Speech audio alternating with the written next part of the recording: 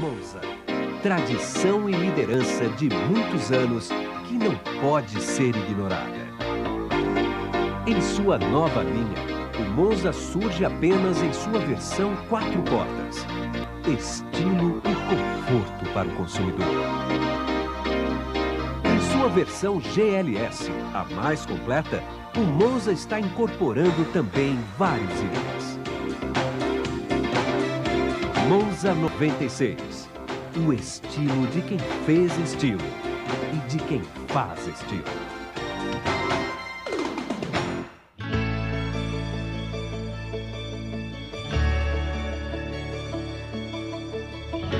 Grande sucesso da GM, o Chevrolet Monza estabeleceu um marco tecnológico da montadora no país.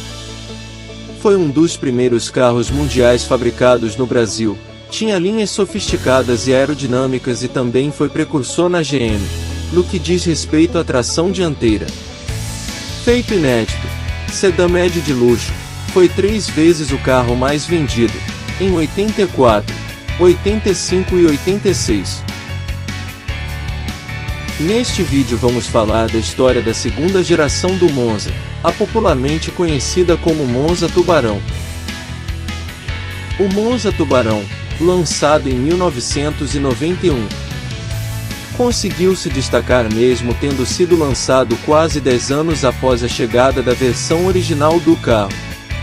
Muitos curtiram o novo visual mais atual do carro, enquanto outros acabaram ficando decepcionados. Devido à falta de harmonia do novo conjunto, em especial pela dianteira mais arredondada, fugindo do padrão mais retilíneo das laterais e da traseira. Aliás, a nova frente era visivelmente inspirada na do Opel Omega, cujo qual ganharia versão nacional em 1992. O saudoso Monza Tubarão foi anunciado em um mercado brasileiro que estava bastante acirrado. Naquele ano, o então presidente Collor anunciou o início das importações de automóveis para o nosso país e, assim, com a chegada de diversos outros modelos para o segmento, o médio da Chevrolet se tornou visivelmente obsoleto. As principais alterações estéticas no Chevrolet Monza 1991 se concentraram na dianteira, que foi totalmente redesenhada e ficou mais pontiaguda, lembrando a face de um tubarão, daí o apelido do carro. Além disso, os para-choques adotaram um formato mais volumoso e em sintonia com o restante do conjunto. Na dianteira, ele ostentava uma espécie de borrachão na cor preta em toda a sua extremidade, além de uma outra tomada de ar na parte inferior e os faróis de neblina retangulares nas extremidades. Tais alterações renderam um aumento de 12,7 cm no comprimento total do Monza Tubarão. Isso fruto da dianteira rebaixada e alongada em 8,5 cm e da traseira alongada em 4,2 cm. O sedã da Chevrolet passou a contar com 4,49 metros de comprimento, 1,66 metros de largura e 1,34 metros de altura, com entre-eixos de 2,57 metros. Já o porta-malas passou para 565 litros. Ante os 510 litros ofertados pela linha anterior, além da praticidade da nova tampa, que agora se estendia até o para-choque. Na parte mecânica, o Monza Tubarão estreou com melhorias no conjunto de suspensão, incluindo novos amortecedores, molas e outros reajustes, mudanças no radiador e aprimoramentos na direção hidráulica. A nova linha do Monza 1991 estreou nas versões de acabamento SL, SL e Classic. O topo de linha Monza Classic tinha como opção o motor com injeção eletrônica multiponto LG-Tronic, algo caríssimo na época, então, bastante raro entre os Monzas de hoje em dia. O Monza Classic MPFi oferecia ainda um painel digital exclusivo. Por outro lado, apesar das mudanças drásticas no visual externo e no conjunto mecânico, o Chevrolet Monza 1991 não recebeu muitas alterações relevantes em seu interior. O painel seguiu o mesmo da linha anterior, com exceção do tabelier, que ganhou um aplique filetado no lado do carona, bem como o desenho dos instrumentos e dos demais componentes internos. Uma das principais novidades do Monza Tubarão após a sua reestilização foi a chegada dos motores com o sistema de injeção eletrônica digital IFI. Tal novidade foi anunciada no fim de 1991, deixando o Monza Tubarão carburado à venda por pouco tempo no mercado.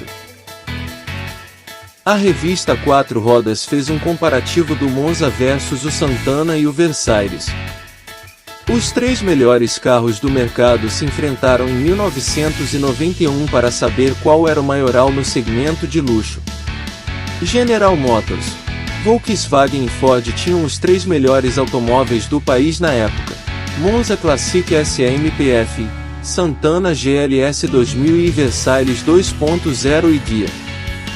Por coincidência, os três eram novidades e estrearam quase juntos, no primeiro semestre de 1991. O fato obrigou Quatro Rodas a realizar um tiratema na edição de agosto para descobrir qual deles merecia o título de rei do segmento de luxo no Brasil. O que mais chamava atenção nos três modelos era o nível de sofisticação e conforto. No Monza, o grande destaque era o painel digital cheio de escalas coloridas, uma atração para os padrões da época. Ele contava ainda com regulagem na altura do volante e ajuste de assento e encosto, que dava ao motorista uma posição mais adequada ao dirigir. Sim, são itens mais do que comuns hoje. Mas, lembre-se, estamos falando de automóveis de mais de 3 décadas atrás. E o que dizer, então, do som digital com sistema antifurto? Era o mais sofisticado dos três sedãs. O ganho aerodinâmico no Monza ficou um pouco aquém comparado ao de Santana e Versailles, que eram irmãos de Autolatina, joint venture entre Volks e Ford de 1987 a 1996. Abre aspas. Na prova de velocidade máxima, o Monza ganhou apenas 1 km/h em relação ao antigo Classic 500F, que também tinha injeção eletrônica. Fecha aspas, afirmava a reportagem da revista. Entre o Santana GLS e seu antecessor, a diferença foi mais gritante, 6 km/h. Embora pesando mais de 1.100 kg, Santana e Versailles tiveram desempenho acima do esperado, passaram da barreira dos 175 km/h, colocando-os na liderança nacional dos mais velozes. E fizeram a retomada de 40 a 100 km/h em pouco mais de 21 segundos. Ao menos, o Chevrolet foi superior na aceleração de 0 a 100 km/h. Apesar do motor menos potente, não precisou invadir a barreira dos 11 segundos, como seus dois rivais. Voltando à história do Monza Tubarão. A versão com motor 1.8 IFI de 4 cilindros e 8 válvulas, movido a gasolina, passou a desenvolver 99 cavalos de potência, a 5.600 rotações por minuto, e 14,6 kgfm de torque, a 3.000 rotações por minuto. Esses números representam um aumento de 3 cavalos e 0,3 kgfm em relação ao modelo anterior. O modelo 1.8 IFI movido a álcool passou para 99 cavalos e 16 kgfm, ou 4 cavalos e 0,9 kgfm a mais que antes. Já o Chevrolet Monza 2.0 IFI a gasolina, também com 4 cilindros, 8 válvulas e injeção eletrônica, passou para 110 cavalos de potência, a 5.600 rotações por minuto, e 16,6 kgfm de torque, a 3.200 rotações por minuto, enquanto o anterior contava com 99 cavalos e 16,2 kgfm.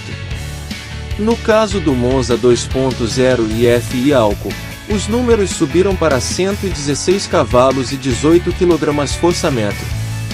Ainda no ano de 1991, a linha ganhou o Chevrolet Monza Classic S, A nova versão estreou com motores com injeção eletrônica multiponto, MPFI ou injeção eletrônica monoponto, IFI.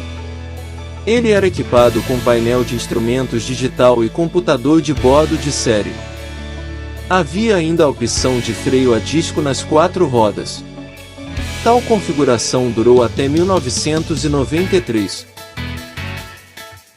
No ano de 1993, o Monza recebeu novas alterações, como a adoção de faróis com lentes brancas e alguns recursos extras, como faróis e banco do motorista ajustáveis em altura, freio a disco nas 4 rodas, retrovisor interno eletrocrômico e cintos de segurança de 3 pontos no banco traseiro.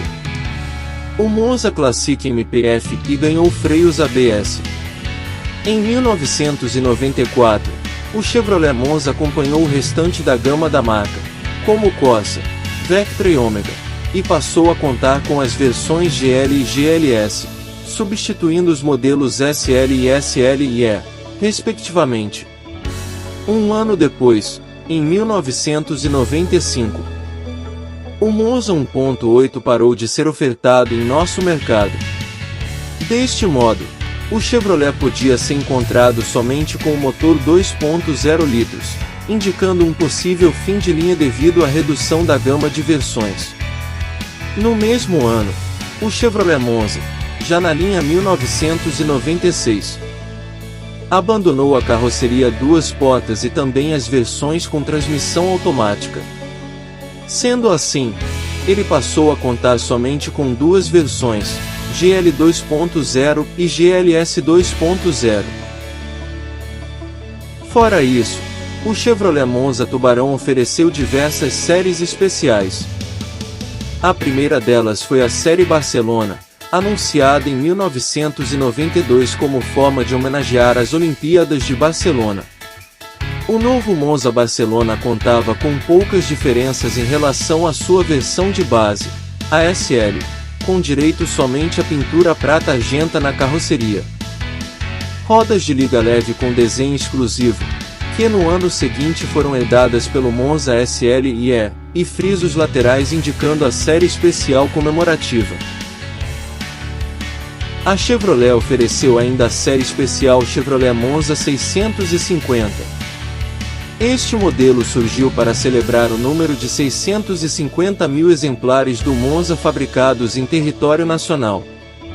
Para comemorar o marco, o modelo especial foi produzido sempre com carroceria vermelha, em relação ao seu modelo de base Monza SL.